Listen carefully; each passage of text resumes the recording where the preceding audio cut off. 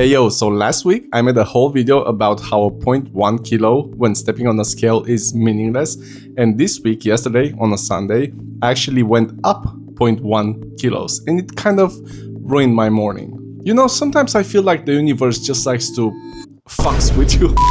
This past week was quiet until Sunday yesterday because something got kinda loud in my head right after stepping on that damn scale. And what I'm doing about that today might be the most useful thing I've learned in this whole journey. Let's talk about it. Yo, what's up? If you're new here, I'm Alex, and I'm in the middle of a year-long attempt to become the person I keep telling myself I'll be. I'm documenting the whole thing in real time every single Monday. Welcome to the mess.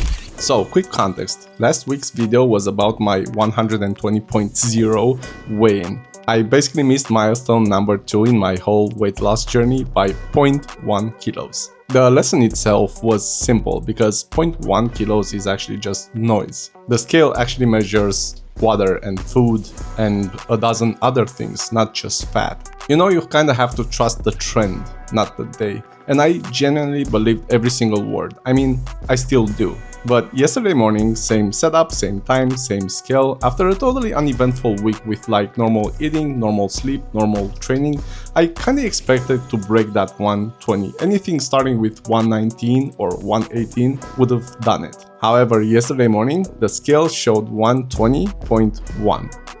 Yes, the fucking number went up by 0.1 kilos. So here's the part I want you to hear and maybe understand, because there comes a point in every diet, in every weight loss journey, where even though you know you did everything right, when you step on that scale, the number will look disappointing. And there actually are quite a few reasons why that might happen, and I talked about a few of those in last week's video. But still, jumping on that scale, expecting one thing and getting quite the opposite, even with all the knowledge that this is normal, this is part of the process, it still hits hard. And at least for me, when the scale doesn't reward the work, this voice kind of shows up. It's quiet. Sometimes you don't even hear it consciously, but it asks this important question. Why bother? Like, what's the damn point? Why grind through days and weeks of dieting and training when the scale doesn't even move the needle? And once that question lives inside your head, the answer kind of suggests itself. You might as well just go for the, bag of sweets you've been dreaming about all week. Like, at this point, why not? That voice is quiet. It's like a whisper inside your head, but it's the one I personally think that it's the one that ends diets, not binges, not, bad days. It's these boring weeks where the question lands and you cannot answer it.